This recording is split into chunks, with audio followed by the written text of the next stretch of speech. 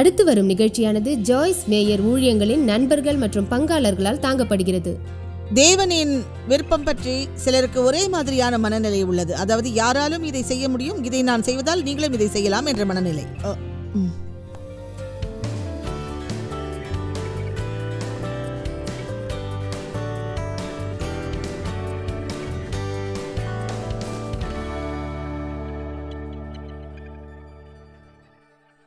என்னோட வாழ்க்கையில ஒரு போராட்டம் இருந்துச்சு. நம்ம எல்லாரோட வாழ்க்கையிலயும் போராட்டம் இருக்கும். என்னை பொறுத்த வரைக்கும் நான் அந்த போராட்டத்துக்கு முக்கியத்துவம் கொடுக்கல. ஏன்னா நான் தேவனிடம் இப்படி சொன்னேன், தேவனே இதை எப்படி செய்வதென்று தெரியவில்லை, இதை பற்றி புரியவில்லை, என்னிடம் இதற்கான விடையும் இல்லை. இயற்கையாகவே நாங்கள் ஜெபிப்போம். அது மட்டுமல்ல, அதற்காக அதிக முயற்சி செய்தேன். என் பணத்தையும் மற்ற ஆதாரங்களையும் செலவழித்து அந்த பிரச்சனையை சுயமாக தீர்க்க முயற்சி செய்தேன். நான் கேட்டேன், தேவனே இதற்காக நான் என்ன செய்ய வேண்டும்? அவர் என்னிடம் சொல்லியதை நான் விசுவாசித்தேன்.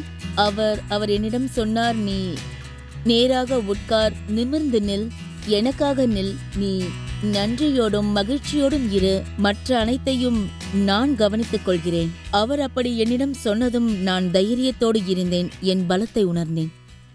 நீங்கள் ஒரு புதிய ஆடையை வாங்க சென்றால் என்ன நடக்கும்? என்னை போல் நீங்கள் இருந்தால் அதை பார்ப்பீர்கள். அதிகமான ஆடைகளை பார்ப்பீர்கள், தொடர்ந்து பார்ப்பீர்கள். உங்களுக்கு சில ஆடைகள் பிடிப்பது போல இருக்கும். வேறு ஆடைகளை தேடி பிறகு சொல்வீர்கள், எனக்கு எதுவுமே பிடிக்கல. அதில் இன்னொரு விஷயம் என்னவென்றால், அது நன்றாக இருக்கிறது என்று யாராவது சொன்னால் அது உங்களுக்கு பிடிக்காது. நீங்கள் சொல்வீர்கள், இது கொஞ்சம் கூட நல்லா இல்லை, இது எனக்கு ஏற்ற மாதிரியே தெரியல, ஆனால் இது நல்லதாக இருக்கும் போல இருக்கு. அநேக நேரங்களில் நான் அனுபவப்பட்டுள்ளேன். என்னுடைய சில நண்பர்களை நான் கடைக்கு அழைத்துச் செல்வேன். அவர்களுக்கு எதை வாங்க வேண்டாம், எதை வாங்க வேண்டும் என்ற உறுதியான மனநிலை இருக்கும். அவர்களிடம் ஒரு புதிய மனநிலை வருவதற்கு நான் முயற்சிப்பேன். ஏனென்றால் அவர்களுக்கு ஏற்றபடியான நல்ல பொருட்கள் அங்கே வைக்கப்பட்டிருக்கும். எனவே அவற்றை அவர்கள் வாங்குவது சரியாக இருக்கும் என்று நான் கூறுவேன். உடனே அவர்கள் சொல்வார்கள், ஆமாம், நீ சொல்றதுதான் சரி, இது ஒன்றும் மோசமா இல்லை. பொதுவாக இது போன்ற பல நிகழ்ச்சிகள் நம் வாழ்வில் நடைபெறும். அதை வைத்து நாம் தேவனின் விருப்பத்தை அறியலாம். இப்போது என்னை பொறுத்தவரை எதையும் தேர்வு செய்ய நான் நீண்ட நேரம் செலவிட மாட்டேன். அது நான் பழகிவிட்ட ஒரு விஷயம். இதை பற்றி என்ன நினைக்கிறீங்க? நல்லா இல்லையா? இல்லை, இது எனக்கு நல்லா இருக்காதுன்றதான் உண்மை. இப்போ இது மறுபடியும் கேட்குறேன், இது இந்த உடையில் நான் அழகாக இருக்க மாட்டேனா? என்னோட வந்தவர்கள் என்ன நினைத்தார்களோ என்று தெரியாது. உடனே அதை ஹேங்கரில் மாட்டினார்கள். இப்போ அடுத்த உடை,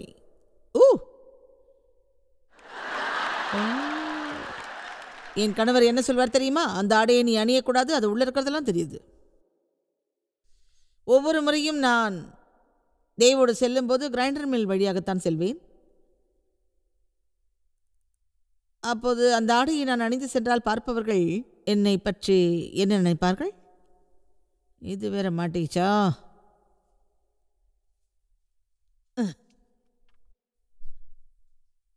இது சரியா இருக்கும் போல இருக்கு. இதுல என்ன மாதிரி 2 பேர் உள்ள போலாம். சரி, வேண்டாம். இது போன்று நீங்கள் முயற்சி செய்யும் வரை உங்கள் வாழ்விற்கான தேவனின் விருப்பத்தை நீங்கள் அறிய முடியாது. நமக்கு எது பொருத்தம் என்று முடிவில் அறிய வேண்டும். ஒரு திருச்சபை நர்சரியில் நான் வேலை பார்த்தேன். அது எனக்கு பொருந்தவில்லை. என்னை நம்புங்கள், அது எனக்கு தெரியும், குழந்தைகளுக்கும் தெரியும். எனக்கு அது பொருந்தவில்லை. நான் அப்போது சென்ற திருச்சபை மிகவும் பெரியதாகும். அதனால் சேவை நடக்கும் நேரங்களில் அங்கு கூட்டம் அலைமோதும். அப்போது மக்கள் தெருவில் நின்றபடி பார்ப்பார்கள். உண்மையை சொல்லட்டுமா, அதை நானும் செய்யலாம். ஆனால் நான் அப்படிப்பட்டவள் அல்ல. அது எனக்கு மகிழ்ச்சியாக இல்லை. அதை செய்வது கடினமாக இருந்தது. அதுதான் உண்மை. நான் எப்படிப்பட்ட ஒரு நபர் என்று தெரியுமா? என்னால் ஒரு குழுவை அமைக்க முடியும், என்னால் மக்களை தூண்ட முடியும். ஏனென்றால் என்னிடம் தலைமைக்கான திறமை இருந்தது. எனவே அங்கிருந்து நான் வெளியேற நினைத்தேன். அங்கிருந்து வெளியேறினாலும் நான் தனிமையில் இருந்து செயல்பட விரும்பவில்லை. எனவே நான் ஒரு பெண்கள் குழுவை அமைத்து நாங்கள் ஆயிரக்கணக்கானவர்களை சந்தித்தோம். ஒரு கோடையில் நான் அந்த குழுவை அமைத்தேன். உங்களில் சிலர் ரோஸை அறிவீர்கள். நாங்கள் பென்டாமுக்கு சென்றோம். நாங்கள் பார்த்த கார்களில் எல்லாம் சுவிசேஷத்தை ஒட்டினோம். எங்கும் அதை செய்தோம். அந்த கோடையில் மட்டும் நானும் என் குழுவில் உள்ள பெண்களும் 10,000 சுவிசேஷ வழித்தடங்களை கடந்தோம். அது அது அது இன்று நினைத்தாலும் எனக்கு வியப்பாக உள்ளது. என் இருதயத்தின்படி அதை செய்தேன். பிறகு என் திருச்சபையிலிருந்த பெரியவர்களால் அழைக்கப்பட்டேன்.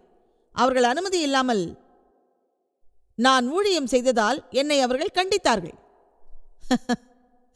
எனவே அநேக நேரங்களில் நீங்கள் இருதயப்படி நடக்கும்போது பிசாசானவன் உங்களுக்கு எதிராக சிலரை ஏற்பாடு செய்வான். பிறகு அவர்கள் சொன்னபடி ஊழியத்தில் ஈடுபட்டேன். ஒவ்வொரு சனிக்கிழமை காலையிலும் தெருவிற்கு சென்று அங்குள்ள மக்களின் மத்தியில் ஊழியம் செய்தேன். அதை நான் வெறுத்தேன். அது எனக்கு பொருந்தவில்லை. அது எனக்கு ஏற்றதாக இல்லை. இருந்தாலும் நான் பேசியதை கேட்டு மக்கள் கைத்தட்டினார்கள். அதிலிருந்து என் இருதயப்படி நான் வெளியேறினேன். அதில் அதிகமான பலன் இருந்தது. அப்போது ஒவ்வொரு சனிக்கிழமையிலும் ஆயிரக்கணக்கானவரை நான் சந்திக்கவில்லை. பிறகு எனது விருப்பப்படி சில காரியங்களை செய்தேன். பிரச்சனையில் சிக்கினேன். நான் சொல்வதை கேட்கிறீர்களா? உங்களைத்தான் கேட்கிறீர்களா? எனவே எதையும் முயற்சி செய்யுங்கள், சரிதானே?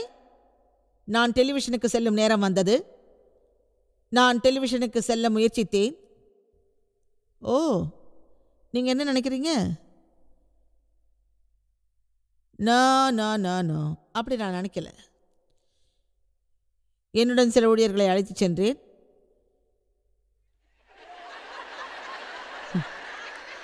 நீங்கள் நம்புவீர்களோ இல்லையோ, ஒரு சிவப்பு ஆடையை அணிந்து எல்லோருக்கும் முன்பாக சென்றேன். அது வெயிட்டாக இருக்கும் என்று நினைத்தேன். என் கைகளை உயர்த்தினேன். ஆனால் அது நூல் இழை போல் இருந்தது. இப்போது நான் என்ன சொல்கிறேன் என்று நீங்கள் புரிந்து கொள்ள வேண்டும். சில ஆடைகள் ஒரு சில பருவத்திற்கு மட்டுமே பொருந்தும். கேட்கிறீர்களா? உங்கள் வாழ்வில் நீங்கள் செய்யும் சில காரியங்கள் ஒரு பருவத்திற்கு மட்டுமே தேவனின் விருப்பமாக இருக்கும். 10 அல்லது 20 ஆண்டுகள் முன்னோக்கி யோசியுங்கள். நான் என்ன சொல்ல வருகிறேன் என்று உங்களுக்கு சுலபமாக புரியும். உங்கள் 20 வயதில் பொருந்தியது, நான் என்ன சொல்ல வரேன்னு புரிஞ்சுக்கிட்டீங்க போல இருக்கு. உங்கள் 50 வயதில் நிச்சயம் பொருந்தாது. ஆமென். எனவே எதையும் முயற்சி செய்ய பயப்படாதீர்கள். இதை எல்லோரும் செய்ய முடியும் என்று சிலர் உங்களிடம் சொல்வார்கள். ஆனால் அது எப்போதும் நடக்காது.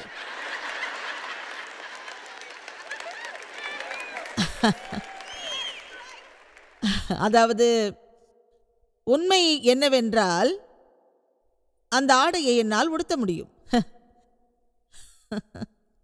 ஆனால் அது என் சிகை அலங்காரத்துக்கு ஏற்றதாக இருக்காது. உங்களுக்கு நன்றாக தெரியும், அதை என்னால் தாங்க முடியாது. நான் சென்ற கடையில் பலவிதமான ஆடைகள் இருந்தன. ஒரு சில குறிப்பிட்ட விஷயங்களில் நம் மனநிலை இருக்கும். ஆனால் தேவனின் விருப்பம் மற்றவர்கள் அதை செய்யும்போது உன்னாலும் அதை செய்ய முடியும் என்பதுதான். எனக்கு பொருந்தாது என்று இதைத்தான் நான் சொன்னேன். ஜிஞ்சர் தான் தேர்வு செய்தாள். அவள் என்னை விட பெட்டர். நான் சொல்கிறேன், பிறர் எதையாவது செய்தால் அதை நீங்களும் செய்ய முடியாது. அது ஒருவருக்கு பொருந்துவதால் எல்லோருக்கும் அது பொருந்தாது. ஆக அது எல்லாமே எனக்கு பொருத்தமானதாக இல்லை. ஒவ்வொரு போதகரின் மனைவியும் பெண்கள் குழுவை வழிநடத்தி பியானோ வாசிக்க வேண்டிய அவசியம் இல்லை. எல்லோரும் சொல்லுங்கள், அல்லேலூயா.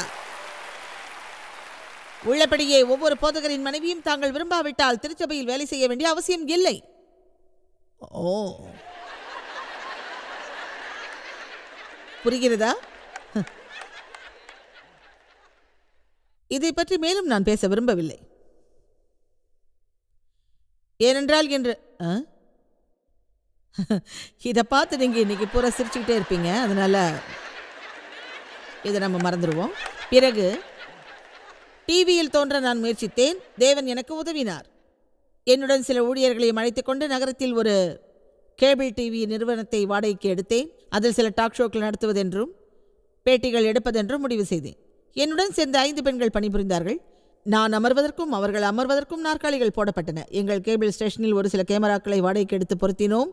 அதில் ஒரு பிரச்சனை வந்தது.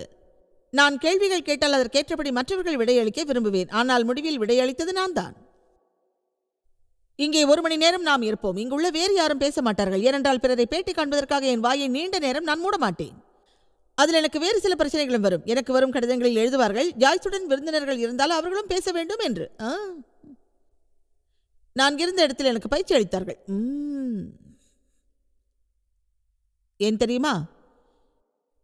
நான் பல முயற்சிகள் செய்தேன். தெருவிலே நின்று ஊழியம் செய்தேன். நர்சரியில் வேலை பார்த்தேன். கிட்டார் வாசிக்க பயிற்சி பெற்றேன். நீங்கள் ஊகிக்கக்கூடிய எல்லாவற்றையும் நான் செய்தேன். கடைசியில் கற்பிக்க தொடங்கினேன். அதுதான் நடந்தது.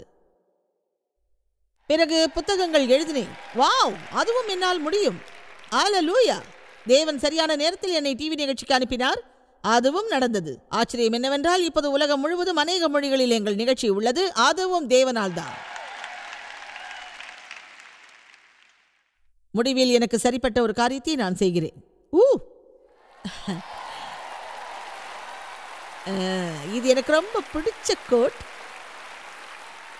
இதை நேசிக்கிறேன். அது சுருங்காது, அழகாக உள்ளது. அதற்கும் பரிசுகள் தந்தார்கள். எனவே உங்களுக்கு சரி என்று தோன்றுவதை செய்தால் அது உங்களுக்கு மட்டுமல்ல, எல்லோருக்கும் சரியாக இருக்கும். சிலர் பொறாமைப்படுவார்கள், ஆனாலும் அதை மறைப்பார்கள். ஆமென். தேவனை பெரிதாக போற்றுங்கள்.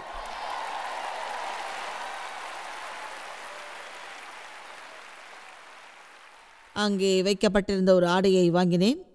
அது ஒரு நற்செய்தி. அது சுருங்காது. ஒருவேளை நீங்கள் என்ன செய்ய வேண்டும் என்று தேவன் சொல்லாவிட்டால் நீங்கள் விரும்பும் ஒரு காரியத்தை செய்யுங்கள். உங்களிடம் உள்ள சிறிய படகில் நீங்கள் போகலாம், வெகு தூரம் போகலாம், தண்ணீரில் நீந்தலாம். நாம் முயற்சி செய்யும் போது சில தவறுகள் நடக்கும். சிலர் செய்யும் காரியங்களை பிறர் எப்போதும் குறை சொல்வார்கள். ஆனால் முயற்சி செய்யும் மக்களால் தான் காரியங்களை செய்ய முடியும். நீங்கள் முயற்சி செய்யாவிட்டால் என்ன செய்வதென்று உங்களுக்கு புரியாது. அதை அறிய வெளியே செல்லுங்கள். வெளியே சென்று அதை அறியுங்கள். இப்போது பேதுரு தண்ணீர் மீது நடக்க முயற்சித்தார். என்ன நடந்தது? அவர் நடந்தார். எஸ்தர் அழைக்கப்படாமல் ராஜாவுக்கு முன்னே சென்றார். என்ன நடந்தது? அவளை ராஜா ஏற்றார். அவள் ராணியானாள். அவரை சந்திக்கும் வேளையில் அவள் என்ன நினைத்தாள்? நான் மடிவேன், நான் மடிவேன். அது எதை காட்டுகிறது? நமக்கு எதிலும் துணிச்சலான ஒரு குணம் தேவை. என் வாழ்க்கை முழுவதும் பாதுகாப்பை நான் எதிர்பார்க்க மாட்டேன். நான் ஒரு முயற்சி செய்வேன். எந்த ஒரு ஆபத்தையும் நான் சந்திப்பேன். அதன் மூலம் தேவனின் விருப்பத்தை நான் அறிவேன். தேவன் எனக்கு என்ன செய்ய போகிறார் என்று நான் அறிவேன். அப்போஸ்தலர் அதிகாரம் 16 அந்த வசனங்களை நான் நேசிக்கிறேன். அது பற்றி முழுமையாக கூற நேரமில்லை. பவுலும் சீலாவும் போதிப்பதற்காக ஒரு நகரம் விட்டு மற்றொரு நகரம் சென்றார்கள். அது பற்றி 5 வசனங்கள் உள்ளன. அவை மிக உற்சாகமானவை. அவர்கள் ஒரு நகரத்திற்கு செல்ல முயற்சித்தார்கள். ஆனால் இயேசு அவர்களை அனுமதிக்கவில்லை. பிறகு ஒரு நகரத்திற்கு அவர்கள் சென்றார்கள். அந்த நகரத்திற்கு அவர்கள் செல்லும் போது பரிசுத்த ஆவி அவர்களை அனுமதிக்கவில்லை. பிறகு ஒரு நகரம் விட்டு இன்னொரு நகரம் என்று மாறி மாறி பல நகரங்கள் அவர்கள் சென்றார்கள். தாங்கள் போதிப்பதற்குத்தான் அழைக்கப்பட்டோம் என்று அவர்களுக்கு தெரியும். எனவே அங்கிருந்து விலகி ஒவ்வொரு இடமாக சென்றார்கள். தங்கள் முடிவை அவர்கள் அறிய விரும்பினார்கள். அது ஏன் தெரியுமா? பவுல் ஒரு மகத்தான அப்போஸ்தலர். அவர் தேவனிடமிருந்து சரியான முடிவை கேட்க விரும்பினார். சில நேரங்களில் நாம் தேவனிடமிருந்து கேட்பதற்கான ஒரே வழி வெளியே சென்று அவர் கரங்கள் எங்கு உள்ளது, எங்கு இல்லை என்பதை நாம் அறிய வேண்டும். நான் சொல்வதை கேட்கிறீர்களா? சில நேரங்களில் ஒரே மாதிரியாக மக்கள் சொல்வார்கள். எப்படி தெரியுமா? நான் தேவனிடமிருந்து கேட்க விரும்புகிறேன். எனக்கு தேவன் தான் சொல்ல வேண்டும். நீங்க எங்கிருந்து போனதும் தேவன் சொல்வாரா?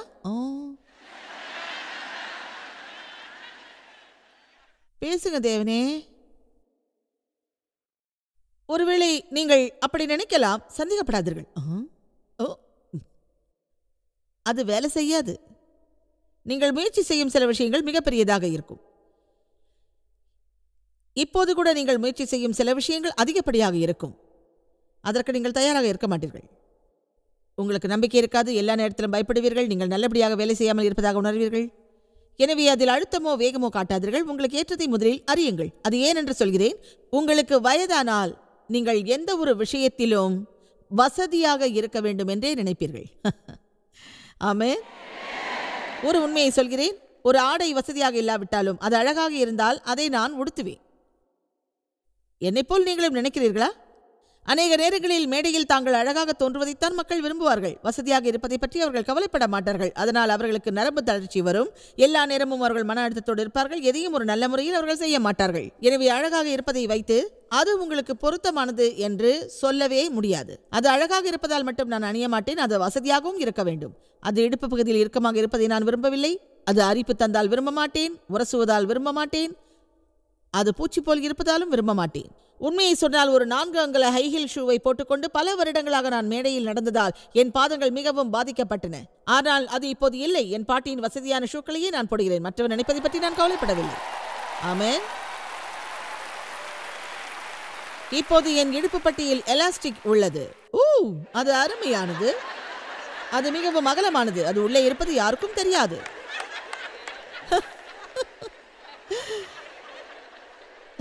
சில நேரங்களில் நாம் அணிந்து கொள்ளும் ஆடைகள் மிக சிறியதாக இருக்கும். இங்கு தானே இருந்துச்சு. அந்த ரேக்ல அப்படித்தான் இருந்தது.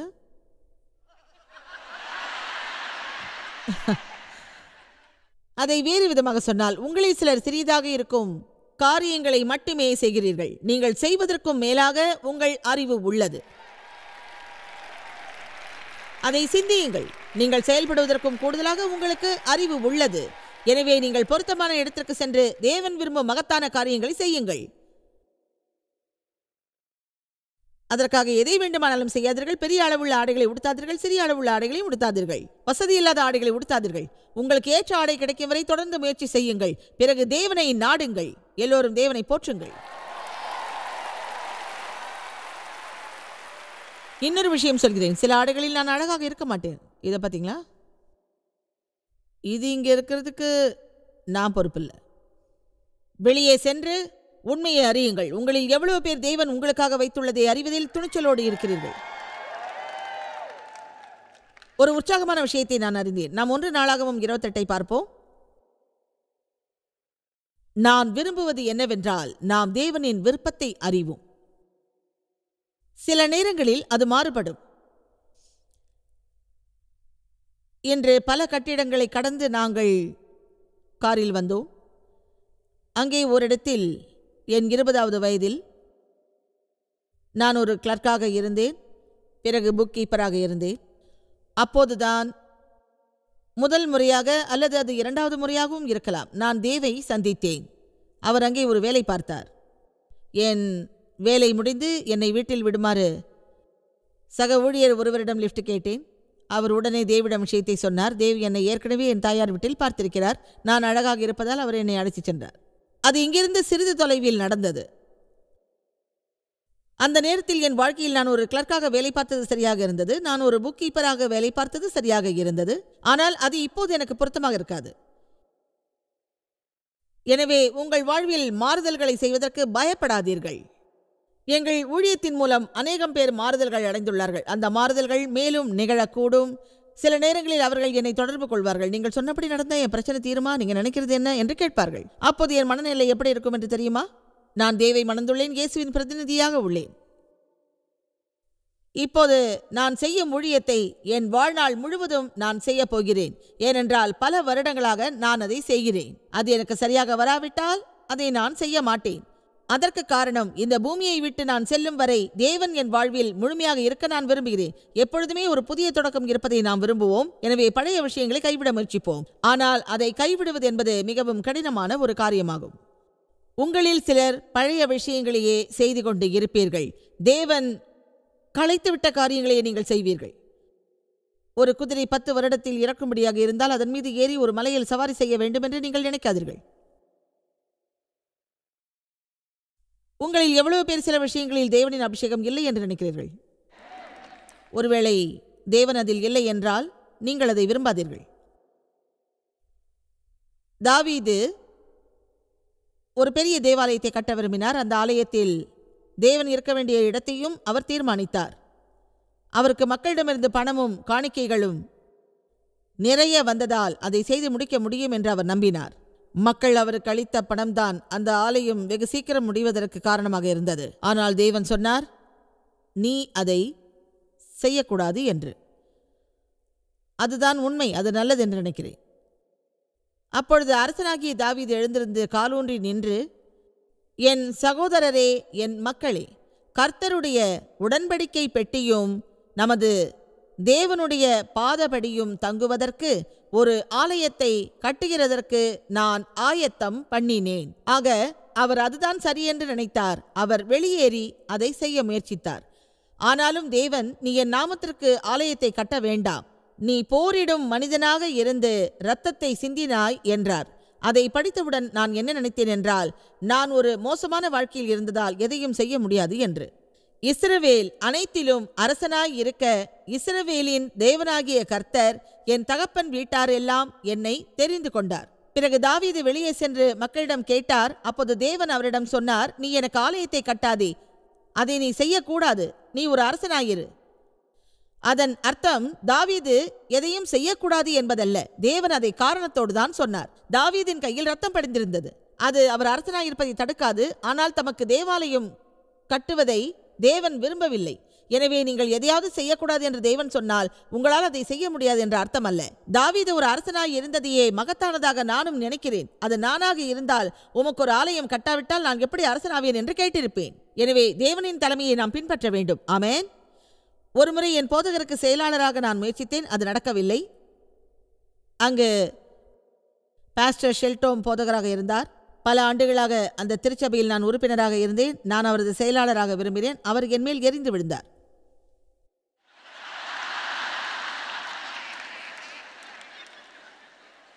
சரி என்று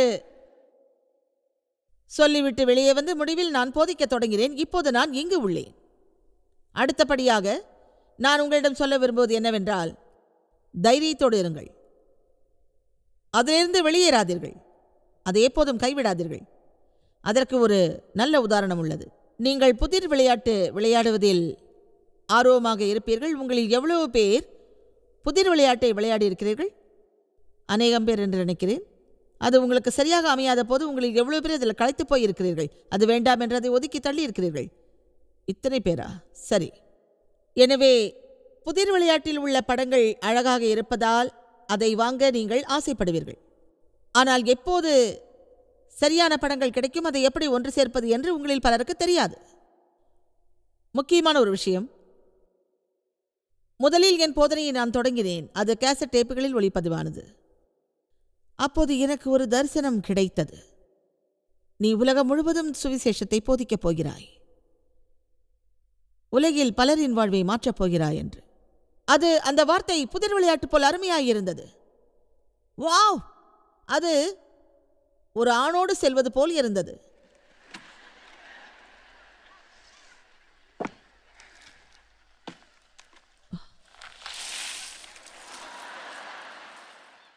ஓ மை காட், இப்படி ஒரு நல்ல வாய்ப்பா!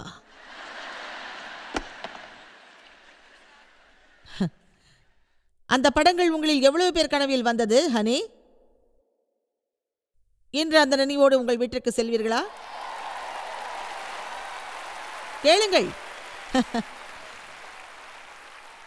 இன்று என்னை நீங்கள் பார்க்கிறீர்கள், எல்லோரும் கை தட்டுகிறீர்கள். Wow wow wow wow wow. 30 வருடங்களாக தொடர்ந்து நான் செயின்ட் லூயிஸில் போதித்தேன். அப்போது என்னை சுற்றி சுமார் 10 பேர் மட்டுமே இருந்தார்கள்.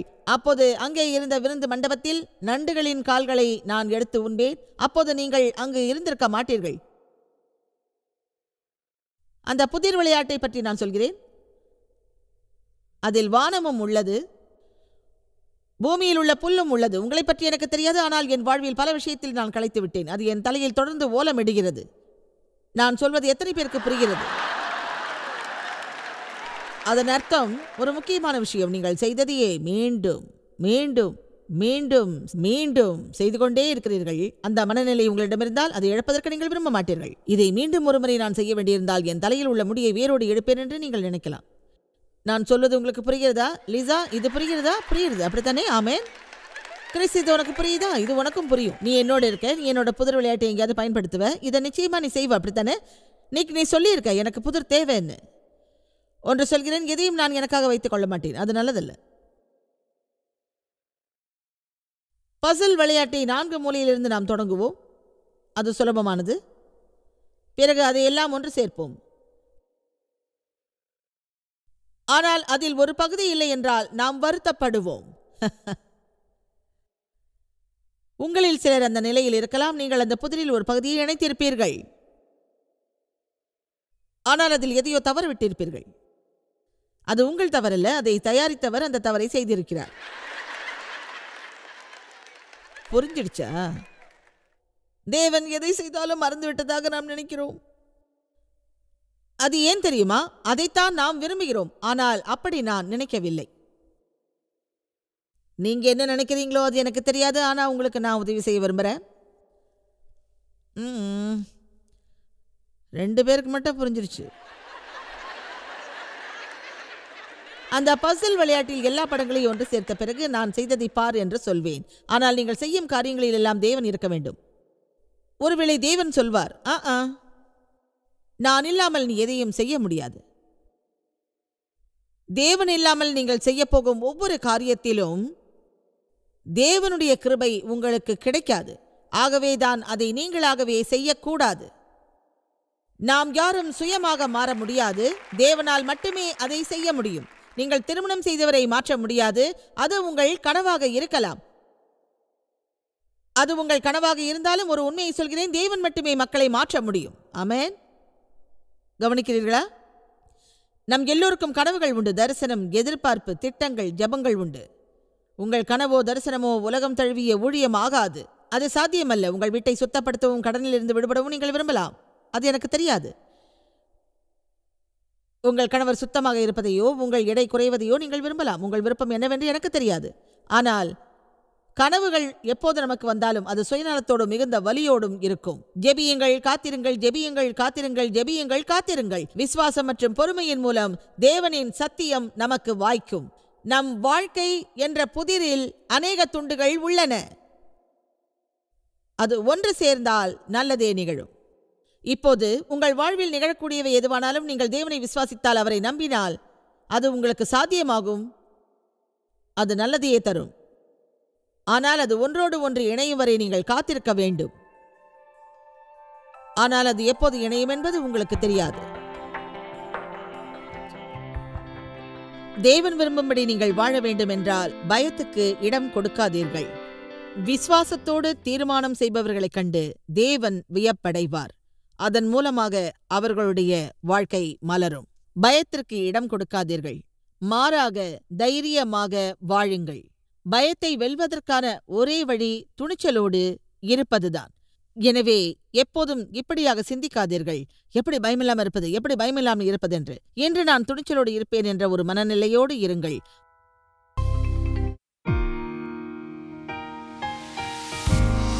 இந்த ஊழியத்தை உலகமெங்கும் சாத்தியமாக்கும் நண்பர்களுக்கும் பங்காளர்களுக்கும் எங்களது நன்றியையும் பாராட்டுகளையும் தெரிவிக்கிறோம். ஒன்றாய் இணைந்து நாம் பசி உழவுகளை போஷித்து உடைகளை கொடுத்து தேசங்களுக்கு சுவிசேஷத்தை சொல்லி வருகிறோம். எங்களை தொடர்பு கொண்டு www.jmumindia.org உங்கள் ஜெப தேவைகள் மற்றும் எங்களின் வெளியீடுகள் பற்றி அறிந்து ஜாய்ஸ் அவர்கள் நிகழ்ச்சிகளை அறிந்து எங்களோடு இணைந்து தேவ அன்பை உலகிற்கு பரவச் செய்யுங்கள். அடுத்து வரும் நிகழ்ச்சியானது ஜாய்ஸ் மேயர் ஊழியங்களின் நண்பர்கள் மற்றும் பங்காளர்களால் தாங்கப்படுகிறது.